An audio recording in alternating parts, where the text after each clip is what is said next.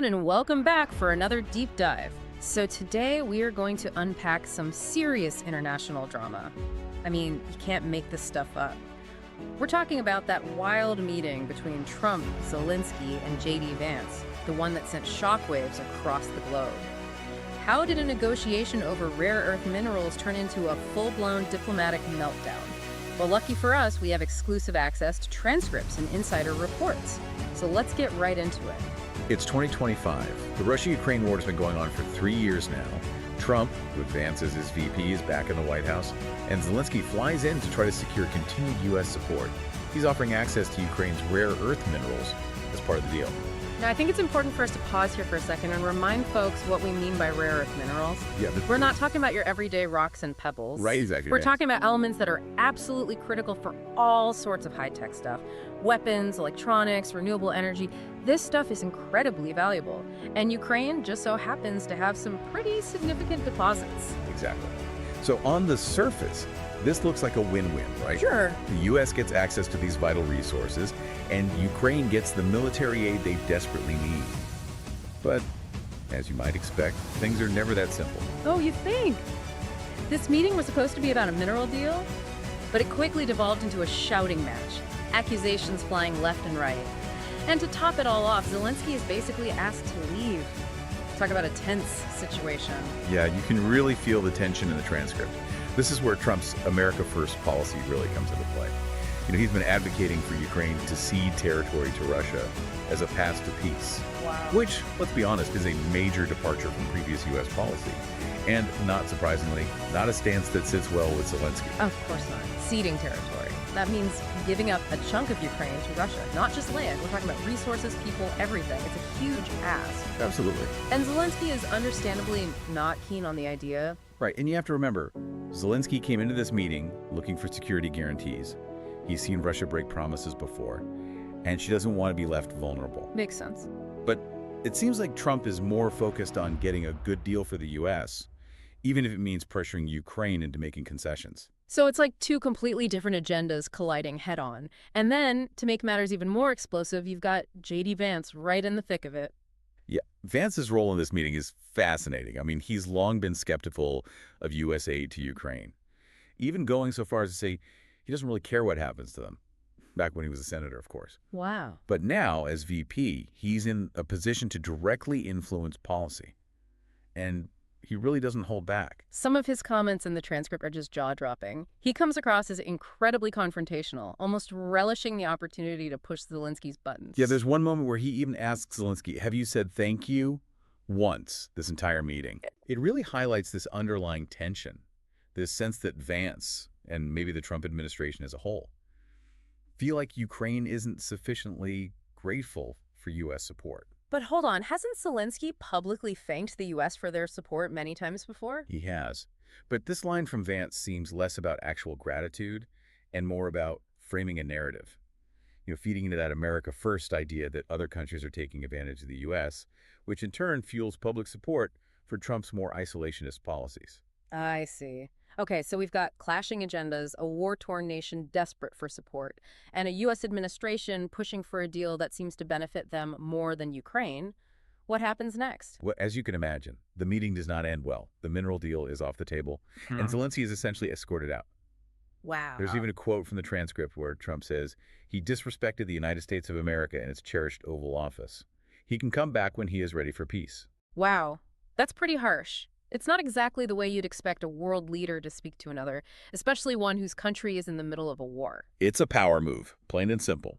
Trump, with Vance backing him up, is deliberately putting Zelensky in his place, asserting dominance and sending a clear message. If you want our help, you play by our rules. So what does this all mean for Zelensky? He came in hoping to secure U.S. support, and he leaves empty-handed, humiliated, and facing even greater pressure from Russia. Talk about a high-stakes gamble gone wrong. And the implications extend far beyond this one meeting. This incident has thrown U.S.-Ukraine relations into turmoil. raising serious doubts about the future of American support for the war effort. It also exposes the deep divisions within U.S. politics. Trump's Republican allies are largely supportive of his tough stance, while Democrats are appalled, calling the meeting a disgrace and a betrayal of our allies. This isn't just about Ukraine anymore. It's about the very soul of American foreign policy. Right. And globally.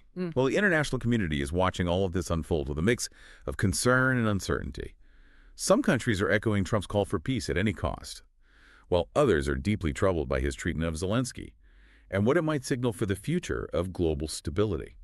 Wow. So this meeting was like dropping a bomb right into the middle of an already volatile situation. We've got fallout on multiple levels, personal, political, international. Where do we even begin to unpack all of this? I think it's worth looking at the rare earth minerals part for a minute. The proposed deal, before things went off the rails, was interesting. It showed another layer of complexity in this whole mess. Trump talked about it as a way for Ukraine to kind of repay the U.S. for its support, like it was just a transaction. Yeah, it's that whole transactional approach that really rubs people the wrong way. Like he's reducing this complicated situation, these geopolitical relationships, to a simple quid pro quo. Like we're haggling over a used car, not talking about the fate of a nation. Right. It ignores the fact that U.S. support for Ukraine, it isn't just some charitable act. It's about advancing American interests, too.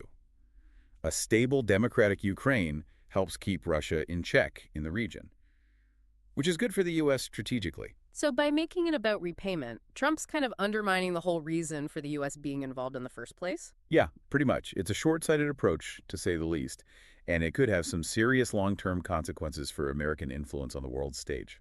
And speaking of short-sighted moves, what about the possibility of things escalating? If the U.S. really does cut back its support for Ukraine, isn't that basically giving Putin the green light to go even further? That's the nightmare scenario, right? Yeah. A weakened Ukraine without the U.S. backing them up could embolden Putin to escalate the conflict and even maybe drag NATO into a much bigger war. And considering Trump's stance towards Putin, which seems, well, kind of sympathetic, it's not hard to picture him hesitating to help Ukraine. Right. And it brings us back to that scary line from Trump in the meeting when he says, "You're gambling with World War III?" Kind of ironic, isn't it? Considering his own actions could actually be increasing that risk. Definitely ironic. And that's what makes this whole thing so scary. Unpredictable personalities, fragile alliances, and a very real threat of things spiraling out of control. Yeah, it's enough to make your head spin. Let's try to break it down a bit. Where do we go from here? What are the key things to watch for as this all plays out? First of all, we need to see how Congress reacts. Will they push back against Trump trying to cut aid to Ukraine? Or will they just go along with him? And what about Zelensky? He's in a tough spot. What options does he have left to try and fix this? He could try to repair the relationship with Trump in the U.S., but that probably means concessions.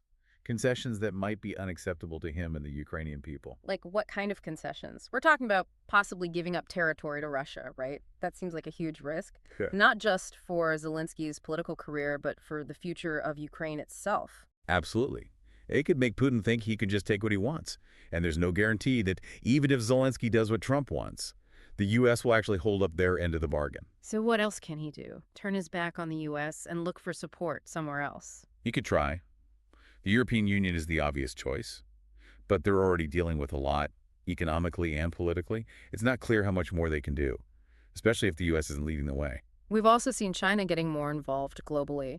Could Zelensky try to use that? Maybe try to get China on his side as a way to balance out Russia and the U.S.? It's a long shot, but it's not completely impossible. China has its own interests in the region. They might see a chance to gain influence by stepping in where the U.S. has backed off, but it's a risky strategy, and it might backfire. So it's basically a minefield of risks, no matter what he does. What a position for Zelensky to be in. And all this is happening while the war is still going on. The human cost is enormous. People displaced, cities destroyed, and the constant fear of violence hanging over everyone. Yeah, it's easy to get caught up in the politics and strategy. But we have to remember the people whose lives are being directly affected by this. Absolutely. This isn't just some theoretical debate. We're talking about real lives, families, futures on the line. It brings us back to Zelensky. Imagine you're him right now, after that meeting with Trump. What would you do next? That's a tough one. He might lose U.S. aid. The war has been going on for years, and Putin sees weakness. There are no easy answers. The weight of that responsibility must be immense. Does he swallow his pride and try to fix things with Trump, even if it means making tough concessions? Or does he refuse to back down to Putin and try to rally international support on his own? It's a gamble either way. And that's what makes this whole story so captivating. We're watching history unfold, with lives in the balance, and the future of global order at stake. As we keep following this, let's remember the human stories, the people caught in the middle of this conflict. And remember, sometimes even small actions can have huge consequences around the world. This has been a really intense deep dive, drama, tension, and some serious questions. But we're not finished yet. So we talked about the fallout from this whole meeting, what it might mean for Ukraine, the US, and the rest of the world. But I'm really curious.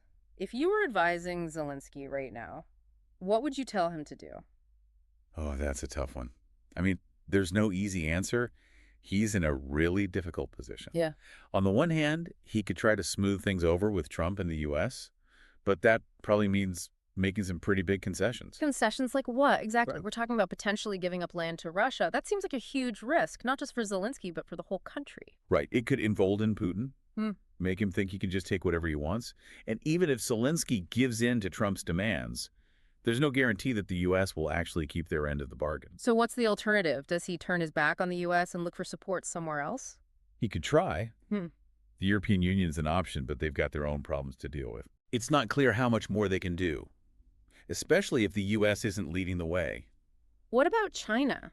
We've seen them getting more involved in global affairs. Could Zelensky try to get them on his side, maybe as a way to balance out Russia and the U.S.? It's a long shot, but it's possible. Mm-hmm. China has their own interests in the region. They might see an opportunity to step in where the U.S. has backed off, but it's a risky move. So no matter what he does, it seems like there are a lot of risks involved. It's a tough situation. It really is. And all this is happening while the war is still going on. The human cost is just devastating. Yeah, we can't forget about the people whose lives are being directly affected by all of this. Exactly. This isn't just some political game. These are real lives, families, futures that are at stake. So if you were advising Zelensky right now, what would be the most important thing to tell him? I think it's crucial to remind him that he's not alone.